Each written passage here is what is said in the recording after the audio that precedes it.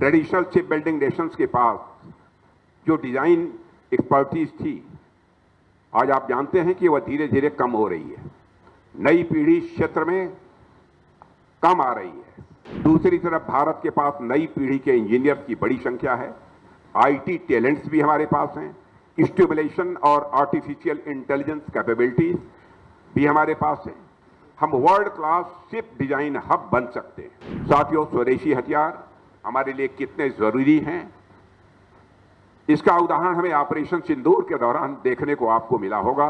केवल भारत को ही नहीं, भारतवासियों को ही नहीं, सारी दुनिया को देखने को मिला है। ऑपरेशन सिंदूर के दौरान दुनिया ने भारत के इंडिजिनस स्वदेशी हथियार प्रणालियों की क्षमता को भी देखा है। और आगे भी रक्षा मंत्रालय के साथ हमारे लैब्स, हमारे पब्लिक सेक्टर अंडरटेकिंग्स और प्राइवेट स्टेक होल्डर्स मिलकर अपनी सेनाओं को इंडिजिनस प्लेटफॉर्म से लैस करने में कोई कसर नहीं छोड़ेंगे। यह बात मैं विश्वास के साथ कह सकता हूं। और हमने यह साबित किया है कि आत्मनिर्भरता यह हमारी केवल पॉलिसी नहीं है। आत्मनिर्भरता बैटलफील्ड कैपेबिलिटी का एक मल्टीप्लायर है। और इस पहल में जीआरसी तथा यंत्र इंडिया लिमिटेड की भूमिका अत्यंत महत्वपूर्ण होने वाली है। साथियों, आज जब मैं आप सभी के बीच इतने महत्वपूर्ण अवसर पर यहां उपस्थित हूं, तो मैं अपने कुछ विचार और भी आपके सामने साझा करना चाहता हूं। वह यह, आज जब हम एक पॉजिटिव थिंकिंग के साथ आत्मनिर्भरता के रास्ते पर बढ़ रहे हैं, तो मुझे लगता है कि शिप बिल्डिंग सेक्टर में कैपेसिटी पैराडॉक्स को भी ध्यान में रखना होगा।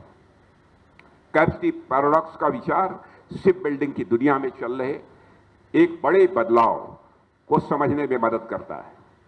जैसे आप देखिए कि दुनिया भर में जहाजों की मांग लगातार बढ़ रही है, चाहे वह नेवल शिप्स हों, कमर्शियल कार्गो वेजल्स हों, ऑयल टैंकर्स हों, लॉजिस्टिक शिप्स हों, फिशिंग वेजल्स हों, पॉल्यूशन कंट्रोल वेजल्स हों या ऑफशोर प्लेटफॉर्म्स हों। हर कैटेगरी में डिमांड बढ़ रही है।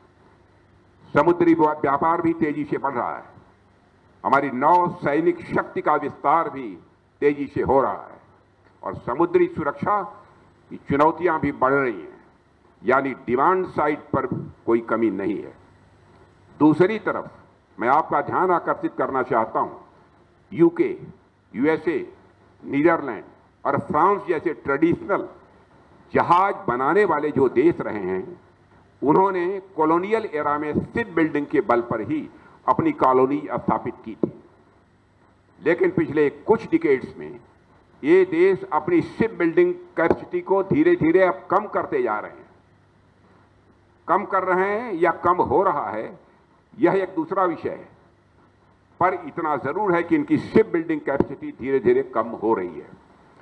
इसके पीछे कई कारण हैं, जैसे लेबर कास्ट का बढ़ना, जो नौजवानों की यह पीढ़ी है इस क्षेत्र में उनका नए आना, नई फ्रंटियर टेक्नोलॉजी पर ध्यान केंद्रित करना और पुरानी शिप यार्ड का मॉडर्नाइजेशन न हो पाना।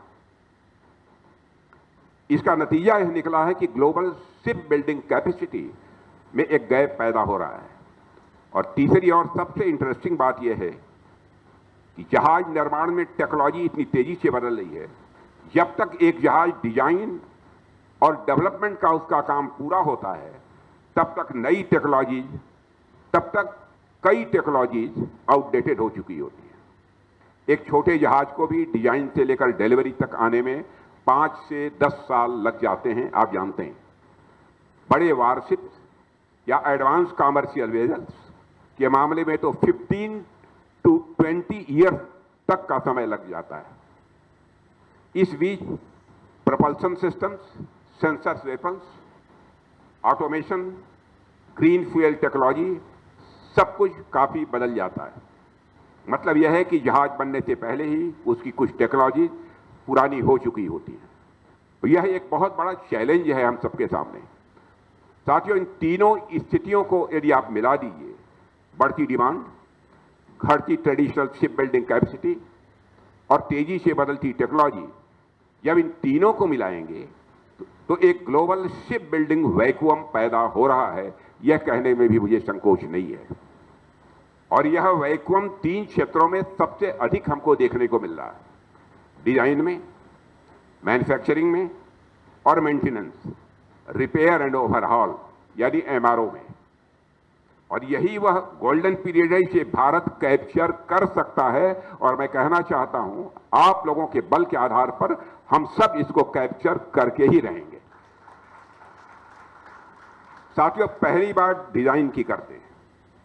ट्रेडिशनल शिप बिल्डिंग नेशंस के पास जो डिजाइन एक्सपर्टीज थी, आज आप जानते हैं कि वह धीरे धीरे कम हो रही है।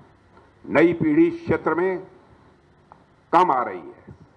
दूसरी तरफ भारत के पास नई पीढ़ी के इंजीनियर्स की बड़ी संख्या है। आईटी टैलेंट्स भी हमारे पास हैं। स्टिमुलेशन और आर्टिफिशियल इंटेलिजेंस कैपेबिलिटीज भी हमारे पास हैं। हम world class ship design hub बन सकते हैं। और हम सिर्फ दूसरों के डिजाइन पर जहाज न बनाएं, बल्कि खुद नए डिजाइन तैयार करें, पेटेंट्स भी करें और दुनिया को एक्सपोर्ट करें। और यह पूरी तरह से संभव है, डुएबल है, बशर्ते इस पर हम अपना ध्यान केंद्रित करें। दूसरी बात मैन्युफैक्चरिंग की आती है। खास बात यह है कि शिप बिल्डिंग मैन्युफैक्चरिंग के क्षेत्र में ऑटोमेशन का स्कोप कम है। कई developed countries labour intensive ship building से पीछे हट रही हैं, क्योंकि वहां लागत बहुत बढ़ गई है और स्किल्ड वर्क फोर्स की भी वहां पर कमी है। हमारे पास इसके विपरीत स्थिति है। हमारे पास विशाल स्किल्ड वर्कफोर्स भी है, स्टील इंडस्ट्री है, हमारे पास एमएसएमई बेस भी है और अब नई टेक्नोलॉजी अपनाने की हमारे पास विल पावर भी है। यदि हम अपनी मैन्युफैक्चरिंग कैपेसिटी को मॉडर्न बनाएं और ग्लोबल क्वालिटी स्टैंडर्ड्स पर काम करें, तो भारत दुनिया का अगला बड़ा शिप बिल्डिंग हब बनकर रहेगा। और तीसरा क्षेत्र है एमआरओ यानी मेंटेनेंस, रिपेयर एंड ओवरऑल। मैं इसे एक लो हैंगिंग फ्रूट मानता हूं। एमआरओ में न तो बहुत अधिक कैपिटल इन्वेस्टमेंट की जरूरत होती है और न ही बहुत अधिक मैन पावर की जरूरत होती है। जहाज बनाने में जो लंबा समय और बड़ा पैसा लगता है, एमआरओ में कम से कम वह नहीं लगता है। बस क्वालिटी, डिसिप्लिन और रिलायबल टाइम लाइन की जरूरत होती है। यदि हम इंडियन ओशन रीजन में शिप रिपेयर और ओवरहॉल का हब बन जाएं, तो फॉरेन एक्सचेंज की बचत के साथ साथ हम हजारों की संख्या में रोजगार भी, एम्प्लॉयमेंट अपॉर्चुनिटीज भी पैदा कर सकते हैं।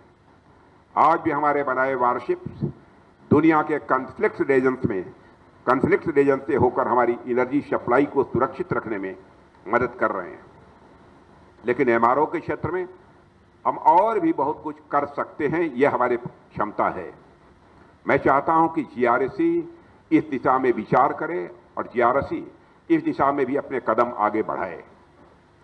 हालांकि आप सब पहले से इस दिशा में प्रयास कर रहे हैं, लेकिन अब हमें इन प्रयासों को गति देनी होगी और हमें अपने इन प्रयासों में तेजी लानी होगी।